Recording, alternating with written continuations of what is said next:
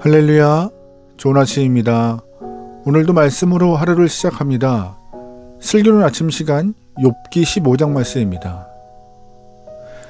하나님께서는 사람을 창조하신 이후 사람과 깊은 관계를 맺고 싶어 하셔서 사람들에게 자신의 모습을 드러내셨습니다. 자신의 마음을 표현하신 것이죠. 그래서 우리는 하나님을 드러내신 만큼, 계시한 것만큼, 보여주신 만큼 하나님을 알아갑니다. 그 과정 가운데 우리가 착각하지 말아야 할 것이 있는데, 그것은 무엇이냐? 하나님을 보여주신 만큼 우리는 알고 있는 것인데, 내가 보고 내가 알게 되는 하나님이 하나님의 전부라고 생각하는 그런 마음을 가지면 안 되는 것입니다. 그건 잘못인 거예요. 사람은 하나님을 알려고 애쓰지만 하나님의 전부를 우리는 절대 알 수 없습니다. 우리는 하나님께서 자신을 계시하시고 알려주신 만큼 하나님을 알 수 있기에 기독교를 계시의 종교라고 말하기도 합니다. 또한 우리가 하나님에 대해서 모르는 미지의 영역이 있습니다. 그 부분을 하나님의 신비라고 표현하기도 하는데, 우리가 곰곰이 생각해보면 하나님과 우리 사이에 이러한 신비의 영역이 있기 때문에 하나님을 더 알고 싶어하는 열망이 생기는 것이고, 신앙적 관계가 더 아름답게 느껴지는 것입니다. 인간관계도 마찬가지죠. 교제하고 있는 친구 사이라 해도 상대방의 모든 것을 알겠다고 덤비는 순간 관계가 피곤해지고 관계가 오래가지 못합니다. 서로 간에 그런 미지 영역이 있을 때 훨씬 더 부드럽고 편한 관계를 유지할 수 있는 것이에요.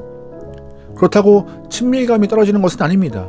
내가 모르는 부분이 있지만 오래 사귀다 보면 그 모르는 부분도 친구의 성격과 상황을 보면서 미루어 짐작할 수 있는 것이고, 친구의 마음도 헤아리며 이해할 수 있게 되는 것이죠.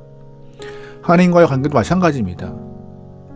욥의 세 친구 엘리바스, 빌닷, 소발은 고난당하고 있는 욥을 찾아와서 자신들이 가지고 있는 하나님에 대한 생각을 욥에게 말하며 욥을 책망합니다.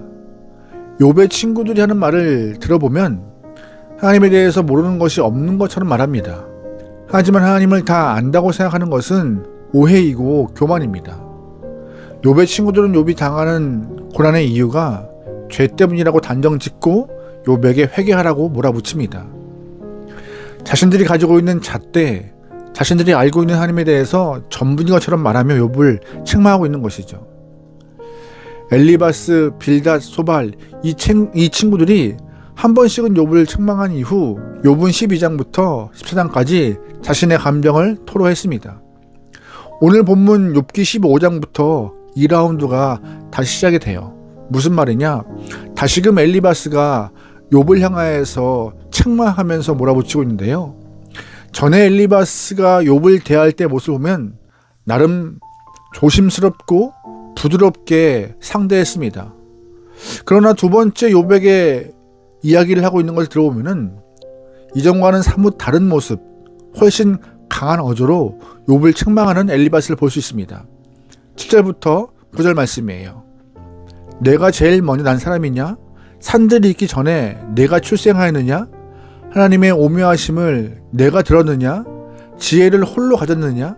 내가 아는 것을 우리가 알지 못하는 것이 무엇이냐? 내가 깨달은 것을 우리가 소유하지 못한 것이 무엇이냐? 아멘. 무슨 말이에요? 엘리바스가 욥에게 네가 알고 있는 하나님 나도 알아. 너만 하나님을 다 안다고 생각하지 마. 그거 잘못이라고 욥을 강하게 몰아붙입니다.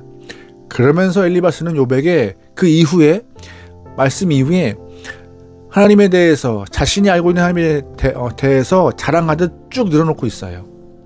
사실 우리는 옆에 있는 사람도 잘 모르는데, 다 알 수 없는데 우리가 창조주 하나님에 대해서 다 안다고, 그 하나님을 다 알고 있다라고 표현하는 것은 교만한 일입니다. 그런데 그러한 모습을 엘리바스가 보여주고 있어요. 하나님이 우리에게 하나님을 알려주신 방법은 세 가지로 나눌 수 있습니다. 첫 번째가 일반 계시이고, 두 번째가 특별 계시이고, 세 번째가 개인적 경험이에요.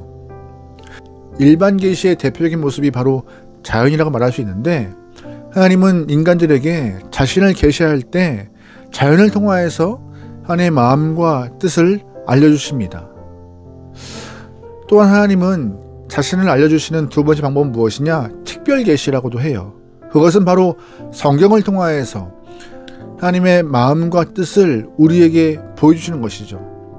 세 번째로 하나님은 하나님을 알려주시는 방법이 바로 경험입니다. 우리가 하나님과의 깊은 관계 안에서 하나님을 알아가고 경험을 통하여 더 많은 것들을 깨달아가는 것이죠. 자연을 통하여서, 성경을 통하여서, 자신의 경험을 통하여서 우리는 하나님을 배워갑니다. 그러나 여기서 우리가 간과하지 말아야 될 것은, 놓치지 말아야 할 것은 무엇이냐?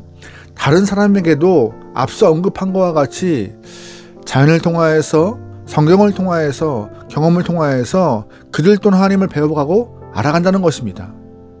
그러므로 우리는 타인의 경험을 통해서도 내가 몰랐던 하나님을 배워갈 수 있는 것이에요. 나에게는 이렇게 역사하시는데 저 사람에게는 나와 좀 다르게 역사하시는구나 깨달아가면서 하나님에 대한 시선, 하나님에 대한 마음, 하나님에 대한 지평을 넓혀갈 수 있게 소망합니다. 욥은 지금 자신이 머리로만 알고 있던 하나님을 고난의 경험을 통하여서 다른 하나님을 좀 배워가고 있습니다. 이러한 정황을 좀 바라볼 때 엘리바스는요, 욥에게 역사하신 하나님을 통하여서 내가 알지 못하는 하나님을 배워갈 수 있는 좋은 기회예요. 하지만 안타깝게도 엘리바스는 욥에게 역사하시는 하나님을 인정하고 싶지 않습니다. 그냥 내가 이미 알고 있던 하나님을 그게 전부라고 생각해서 욥이 말하는 하나님을 듣고 싶어 하지 않아요. 그거 틀렸어, 옳지 않아 하는 모습이 강하게 보이고 있는 것이죠. 혹시 우리의 모습이 엘리바스와 같지 않습니까? 내가 경험하는 하나님이 전부라고 생각하여서 주변 사람들이 경험한 하나님을 인정하고 싶지 않으신 거 아니에요? 신앙적 편협함에 갇혀서 나름대로 하나님을 재단하고 나만의 하나님을 만들어 놓고 있지 않습니까? 그러한 신앙적 어리석음에 빠지지 않게 소망합니다.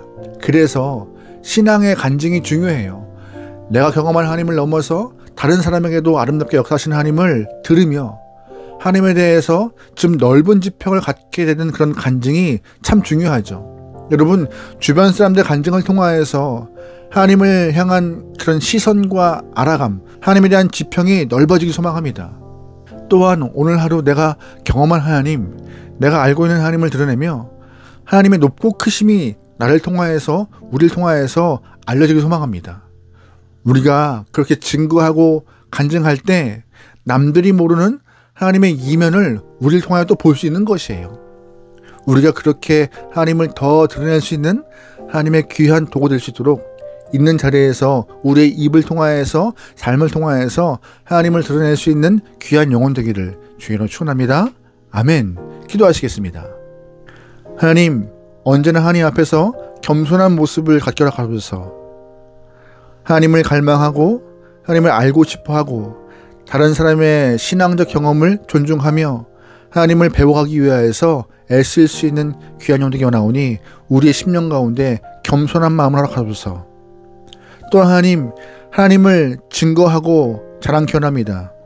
내가 알고 있고 내가 경험한 하나님을 자랑하게 원하오니 주님이시여 있는 자리에서 담대히 주님을 증거할 수 있는 아름다운 주님의 증거자가 되게 허락하소서. 오늘 하루를 맡깁니다. 일주일 시작하는 월요일 힘들고 지치게 시작하겠지만 그럼에도 새 힘 주셔서 잘 견디며 어떠한 일이든지 마음을 다해서 최선을 다할 수 있는 아름다운 주의 영혼 되게 허락하소서. 모든 걸 맡기오며 예수님의 이름으로 기도합니다. 아멘.